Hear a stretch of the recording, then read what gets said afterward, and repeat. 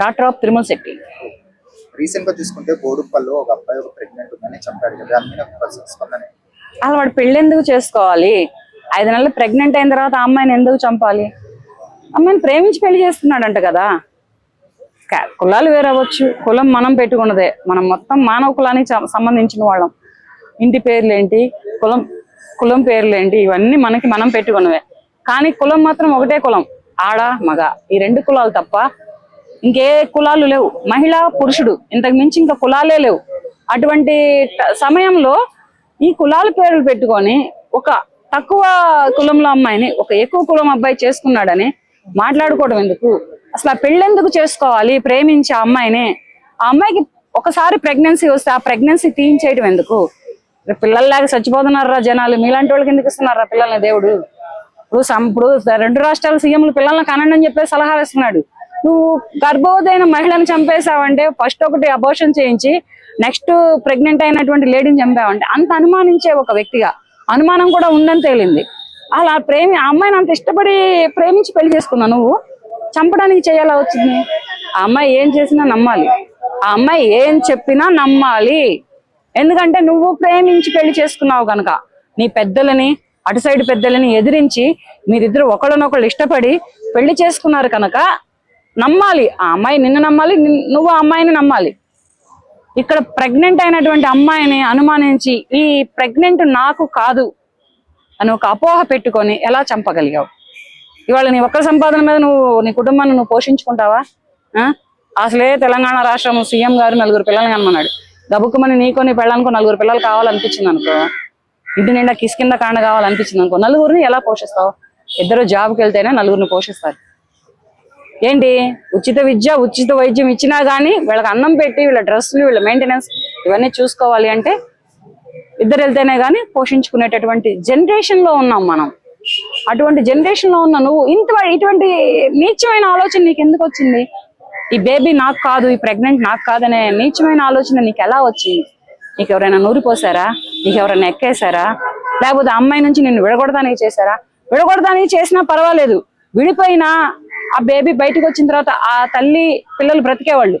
చంపే రేట్స్ నీకెక్కడ ఉన్నాయిరా? వాళ్ళ అమ్మ నాన్న కానీ నీకు చంపమని ఇచ్చారా? ప్రేమించావంటే ప్రేమించావు, పెళ్లి చేసుకున్నారంటే చేసుకున్నారు, బానే ఉంది. చంపమని చెప్పలేదు వాళ్ళ అమ్మ నాన్నలు నిన్ను. ఒక మహిళని అది ముక్కలుగా కోసుకొని పీసులుగా వేసుకుంటూ వెళ్ళావంటే నీ మైండ్ ఎంత క్రూరమైంది, నీ మెంటాలిటీ ఎంత దౌర్భాగ్యమైంది, నువ్వు ఆలోచించే ఆలోచన ఎంత నీచంగా ఉంది అనేది ఆలోచించుకో. మహిళలు అసలే అమ్మాయిలు లేరని కొట్టుకుంటున్నారు రాష్ట్రంలో జనాలు. 2 రాష్ట్రాల్లో అమ్మాయిలు లేరంటున్నారు, పెళ్లిళ్ళు అవ్వట్లేదు. ఇటువంటి అమ్మాయిలు మీలాంటి మోసగాళ్ళని నమ్మి పెళ్లిళ్ళు చేసుకుంటే ఈ రకంగా చంపేస్తున్నారు. ఇక్కడ ఇంకొక విషయము, ఆంధ్ర చూసుకున్న సీఎం గారు, తెలంగాణ సీఎం గారు తీసుకున్న పిల్లల్ని ఎక్కువ కనండి అంటున్నారు. కానీ ప్రెసెంట్ యూత్ చూసుకుంటే అసలు పెళ్లి చేసుకోవడానికి కానీ వెనకడిగేస్తున్నారు. ఇవన్నీ చూస్తుంటే చంపేస్తున్నారు. ఇప్పుడు అమ్మాయిలు మొన్నటిదాకా అబ్బాయిలు చంపేశారు. ఇది మళ్ళీ కొత్తగా ట్రెండ్ ఏంటంటే అబ్బాయి అమ్మాయిని చంపేశాడు.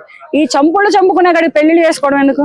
ఎవడికి వాడు సింగిల్ గా బతికితే పోక శుభ్రంగా ఎవరి ప్రైవసీ వాళ్ళకు ఉంటది. ఇప్పుడు ఇద్దరి దగ్గర ఇక్కడ పేషెన్సీ లేదు. అటు పక్కన అబ్బాయి అమ్మాయిని ఏమన్నంటే అమ్మాయి దగ్గర పేషెన్సీ లేదు, అమ్మాయి అబ్బాయిని ఏమన్నంటే అబ్బాయి దగ్గర పేషెన్సీ లేదు. ఇక్కడ ఓపిక అనేది నశించిపోయి కొన్నాళ్ళ పాటు ఇద్దరు కలిపి పెళ్లి అనే ఒక పవిత్రమైన పేరుని అడ్డం పెట్టుకొని, పెళ్లి తాళి అంటే పవిత్రమైన అంతవరకు, ఈ పేరులను అడ్డం పెట్టుకొని వీళ్ళు చేస్తున్నటువంటి వ్యభిచారం ఇది.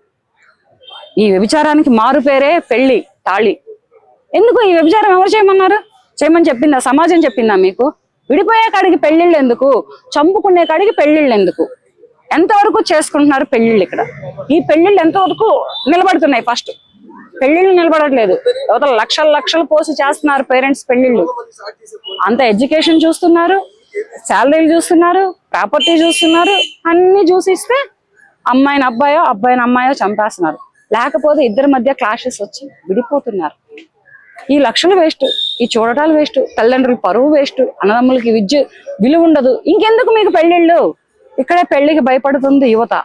ఏంటంటే ఇప్పుడు జరుగుతున్న మర్డర్ల మీద తల్లిదండ్రులు కూడా భయపడుతున్నారు.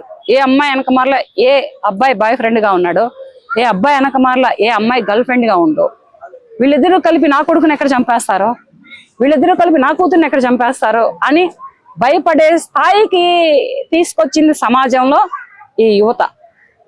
ఇటువంటి యువతకి తల్లిదండ్రులు ఎలా పెంచుతున్నారు?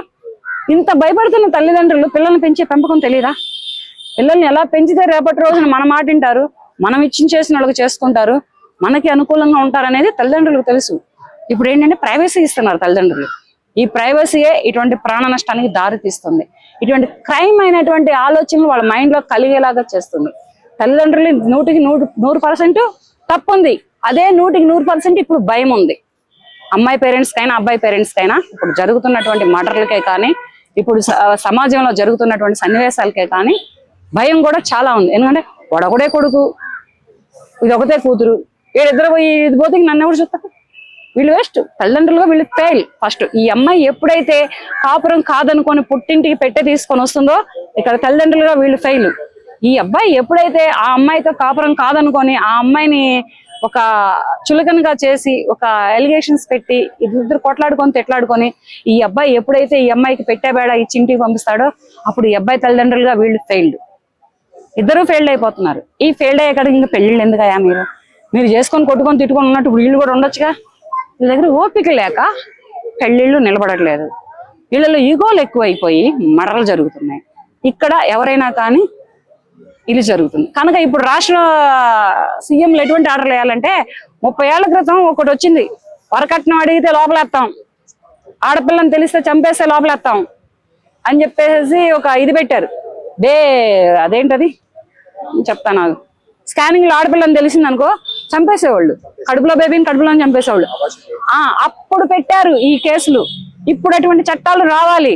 పెళ్లికి కట్నాలు అడిగినా కేసు, ఆస్తులంతా అబ్బాయి తరపు నుంచి ఆస్తులంతా అసలు అడిగినా, శాలరీ అడిగినా కేసు. ఇటువంటి చట్టాలు వస్తే యువతకి పెళ్లి అవుతుంది ఫస్ట్. తర్వాత ఇంటికి నలుగురిని అంటారు. నలుగురిని కనండి అని చెప్పినంత ఈజీ కాదు పెళ్లిళ్ళు అవడం ఇప్పుడున్న జనరేషన్ లో. ఇప్పుడున్న తల్లిదండ్రులు అబ్బాయిల పేరెంట్సే కానీ అమ్మాయిల పేరెంట్స్కే కానీ ఉన్న ఈగోసే కానీ వీళ్ళకున్నటువంటి అహంకారాలకే కానీ హెడ్ వెయిట్లకే కానీ ఇద్దరికీ ఉన్నాయి. ఇద్దరిలో ఎవరు తక్కువ లేరు. అబ్బాయి తరపున ఉన్న వాళ్ళకి అమ్మాయి తరపున ఉన్న వాళ్ళకి అబ్బాయికి అమ్మాయికి ఇద్దరికీ ఉన్నాయి, లేవని చెప్పట్లేదు. కానీ ఇట్లా జరుగుతున్నటువంటి ఈ సమాజంలో పిల్లల్ని నలుగురిని కనండి అని చెప్పినంత ఈజీ కాదు గవర్నమెంట్ ఏముంది ఆర్డర్ వేసిద్ది. ఆ ఆర్డర్ని అమలు ఎలా చెయ్యాలో చేస్తే అప్పుడు కంటారు పిల్లల్ని నలుగురిని.